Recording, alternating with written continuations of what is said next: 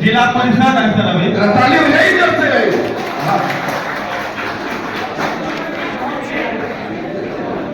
जन स्वराज कार्यकर्ताओं और नागरिकों ने फूलमालाओं और गर्मजोशी से उनका भागीदारी और समाज बदलाव के साथ हुआ।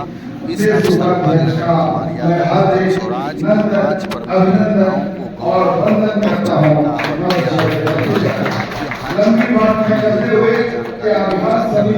जागरूक करना है।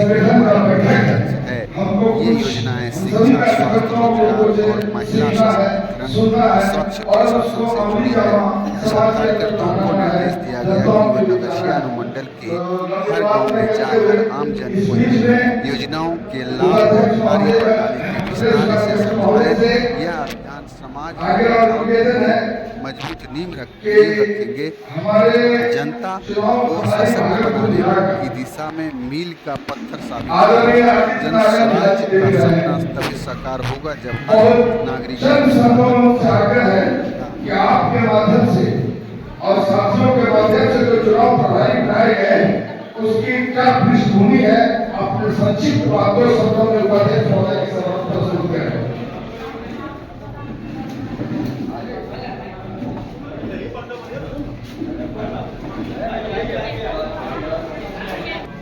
हमारे प्रदेश उपाध्यक्ष ललन सर का साथ साथ जिला अध्यक्ष, जिला प्रभारी जी, जिला संगठन अध्यक्ष, जिला महासचिव और हमारे यहाँ सभी साथियों, युवा साथियों, आप सभी को मैं नमस्कार करता हूँ और ललन सर का एक मंचन की धरती पर फिर से अभिनंदन करता हूँ। चुनाव संबंधी बातें ये करनी थी कि अभी जो है हमको जन स्वराज पार्टी में एक दायित्व मिला है। भागलपुर, बांका, जमुई और मुंगेर यहाँ का एक जोनल ऑब्जर्वर यानी क्षेत्रीय पर्यवेक्षक के रूप में सारे बूथ पर जो है बूथ प्रभारी के साथ साथ बूथ समिति बनाने का कार्यभार हम लोग जिले के, सारे जिले के और सभी विधानसभा के साथियों के साथ मिल करके उसे पूरा करने का काम करेंगे। इसके लिए अभी गोपालपुर और बीरपुर में भी हम लोगों ने मुख्य चुनाव प्रभारी और साथ साथ सब प्रभारी अपने 2-3 और प्रभारी हम लोगों ने बनाया था, लेकिन वो अभी बीरपुर और गोपालपुर में अभी सही ढंग से उसमें कार्य जो है सो नहीं हो पाया है। तो अभी यहाँ पर हम लोग आपसे आग्रह करेंगे सर, हमारे कार्यकर्ता में आप अपने अभिभाषण से एक नई ऊर्जा के संचार के साथ साथ जोश भरने का कार्य करें। शुक्रिया।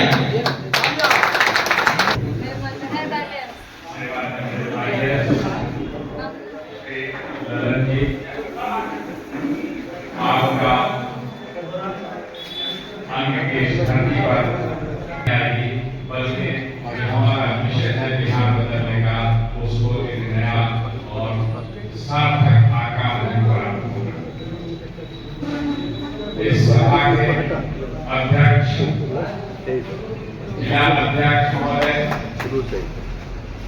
को सबका नाम लेना संभव नहीं है, समय बहुत लगेगा, इसलिए माफी चाहता हूं। मैं पुनः आप लोगों के प्रेम और केंद्रीय नेतृत्व के भरोसे की वजह से जो नई फिर से गठित हुई टीम, उसमें प्रभारी फिर से बनाया गया। इसमें कहीं न कहीं आप लोगों का विश्वास मेरे कार्यशैली में और केंद्रीय नेतृत्व, 3 बातें आपको आज कहना चाहता हूं कि हमें 3 मोर्चे पे काम करने की आवश्यकता है और अभी से निकलने के साथ ही इस पर शुरू हो जाने की आवश्यकता है। वो 3 मोर्चा क्या है?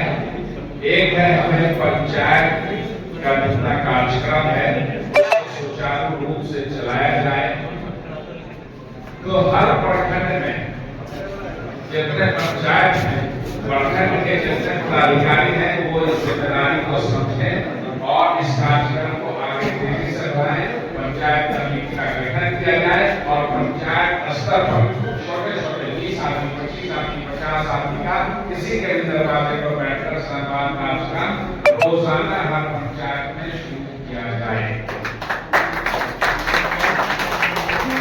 दूसरा कार्य यह है कि जितने भी हमारे ग्रुप हैं उस ग्रुप में एक आदमी को ये जिम्मेदारी लेनी होगी और आपस में बात करके ये तय करना होगा कि हमें अपने कार्यकर्ताओं को जितने भी लोग उसमें हैं, आज जो चर्चा होगी वो किन बिंदुओं पर होगी और उसमें हमारे क्या क्या मसले हल करने हैं, क्या क्या बात रखनी है और कोई सवाल जो उसमें उत्पन्न हो रहा है उसके क्या क्या जवाब हो सकते हैं, ये हमें उस ग्रुप में साझा कर सारे लोगों को रोज सुबह बताना चाहिए ताकि एक ही जगह दो व्यक्ति से दो बातें होती जाए तो उसमें विरोधाभास ना हो।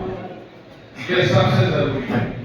इसलिए एकदम जो हमारा 5 संकल्प है, इसका काम है, जो हमारा 5 संकल्प है उसको तो सब लोगों ने कंठस्थ कर लिया, इसको पहुंचा भी नहीं, लेकिन जैसे ही प्रशांत जी ने इस मुहिम को शुरू किया और हम सारे लोगों ने उसको मिलकर बढ़ाया, सारी पार्टियां दबाव में हैं और सब किसी न किसी रूप में उन मुद्दों को अपनाने की और उस पर चर्चा करने का प्रयास कर रहे हैं।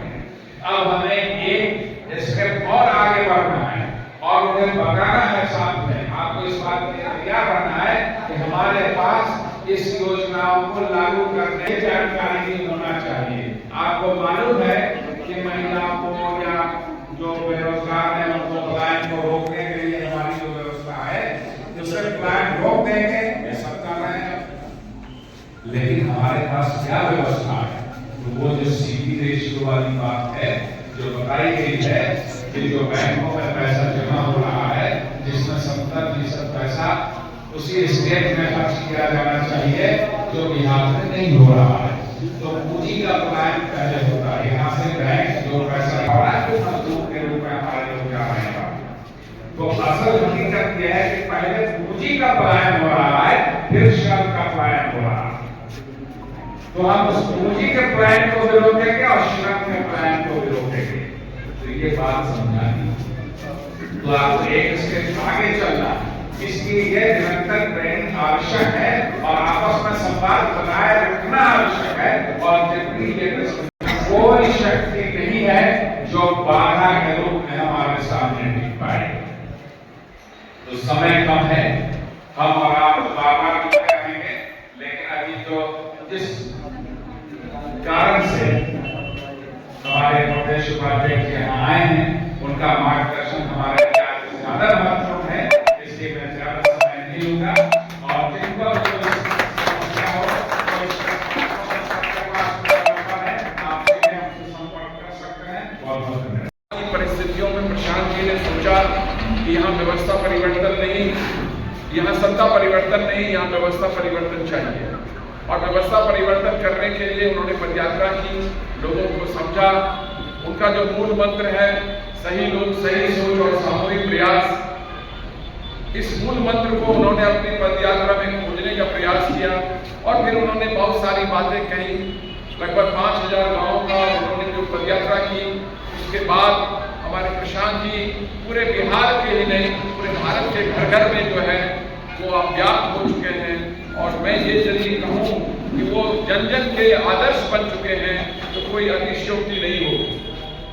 प्रशांत जी जब लगभग 5000 गांव का उन्होंने पदयात्रा पूरा किया तो हमारे जितने भी साथी थे, जितने भी पदयात्री थे, जहां पदयात्रा हुआ वहां के लोगों का ये हुआ कि आने वाला जो विधानसभा चुनाव है यदि वो हमें लड़ना है तो पार्टी की स्थापना होनी चाहिए और उनकी राय के अनुसार पिछले 2 अक्टूबर को हमारी पार्टी की स्थापना हुई और स्थापना के बाद पार्टी ने जो है काफी दूरी तय की है, जैसा कि आप बहुत सारे सर्वे में देख रहे होंगे, क्योंकि हमारा जो फेस है, हमारा जो पूंजी है वो प्रशांत जी हैं और प्रशांत जी को जितने भी आप देख रहे हैं कि वोट प्रतिशत में बढ़ोतरी हो रही है वो हमारा जन स्वराज का बढ़ोतरी है। तो जहां हम बाय इलेक्शन लड़े और मात्र 10% वोट हासिल किए वो भी कम नहीं था, क्योंकि बड़ी बड़ी पार्टियां जो अपने को दुनिया की सबसे बड़ी पार्टी कहती है उसको भी 10 70% वोट लेने में 20 वर्ष लग गए थे। तो प्रशांत जी ने जो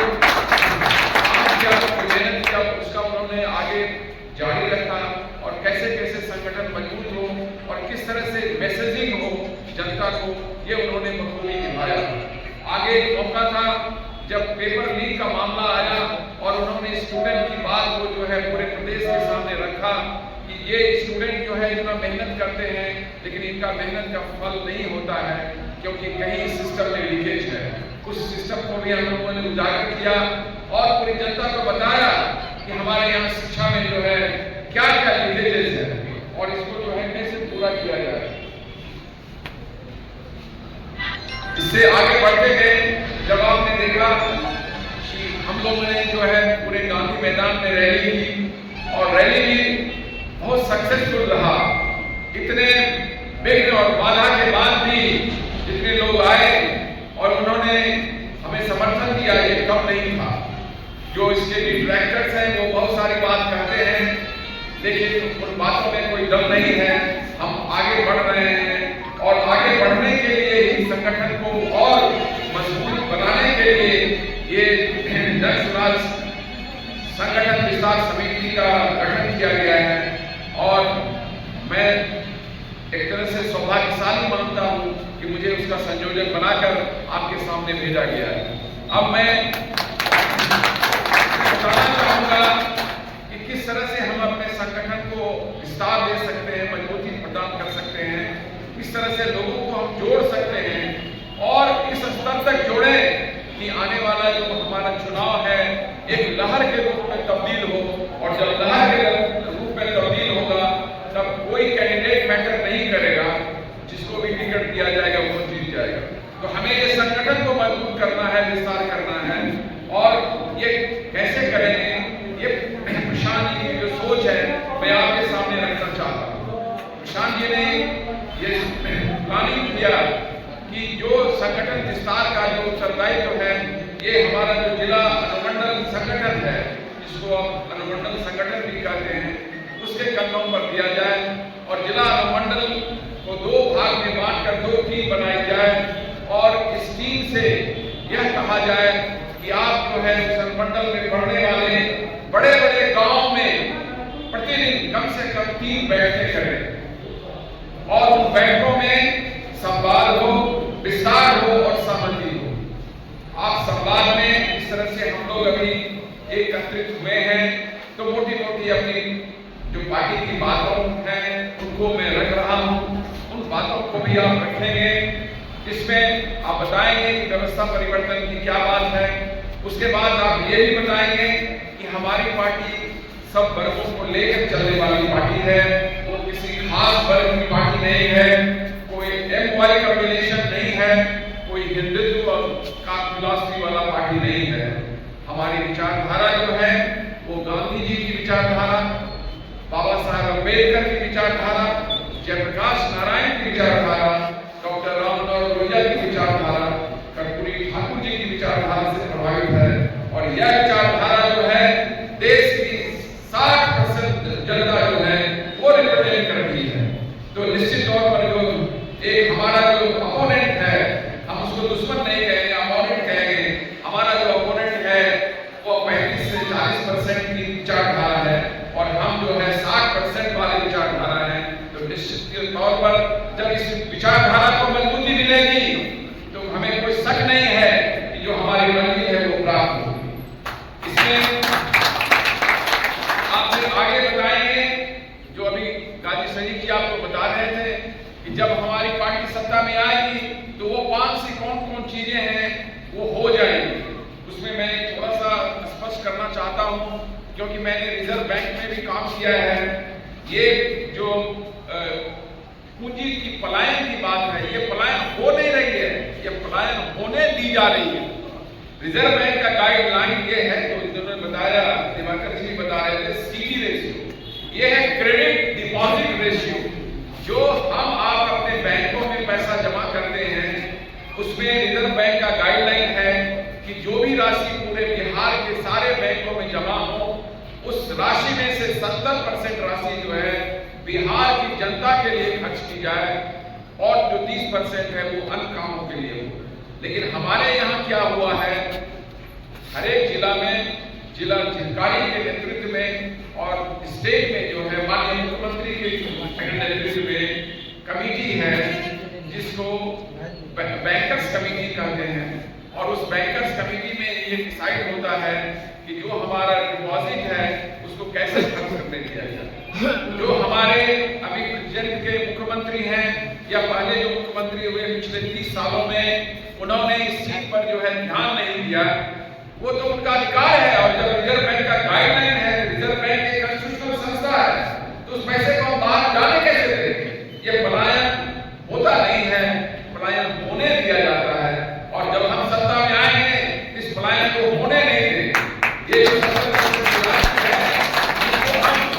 यही खर्च करेंगे। मुझे याद है उस समय तो मैं किशनगंज में डीडीसी हुआ करता था, उस समय मुझे ये नहीं पता था कि रिटायरमेंट के बाद मैं जो है एक राजनीतिक प्लेटफॉर्म पर आऊंगा, और वो भी जो है व्यवस्था परिवर्तन के प्लेटफॉर्म पर आऊंगा। लेकिन किशनगंज के डेवलपमेंट में मैंने एक बार बैंकों को वार्न किया था कि यदि आप बैंकों की जो राशि यहाँ जमा होती है किशनगंज के जनता के लिए खर्च नहीं होगी तो मैं बैंकों को बंद करूंगा। पता नहीं वो मेरी भावना थी या मैं सही बात बोल रहा। ये उस समय की बात था जब मैं किशनगंज में 2007 से लेकर 2010 तक डीडीसी था, और मैं उस बात का भी यहाँ पर आप लोगों को संज्ञान में लाना चाहता हूँ। उस समय एक प्रपोजल आया था केंद्र सरकार का कि किशनगंज में एक अलीगढ़ मुस्लिम यूनिवर्सिटी का एक्सटेंशन कायम हो। मैं उस समय वहाँ डीडीसी था। यह काम जो है जमीन देने का वहाँ के रिसर्च कलेक्टर जिला पदाधिकारी का था, उसमें मैं वहाँ डीडीसी था। लेकिन मैं अपने इनिशिएटिव पर उसी साल अलीगढ़ मुस्लिम यूनिवर्सिटी के 250 एकड़ जमीन उपलब्ध करा दिया था। लेकिन आज तक जब मैं किशनगंज के दौरे पर गया पता चला कि ये चीज वहीं के वहीं रुकी हुई है।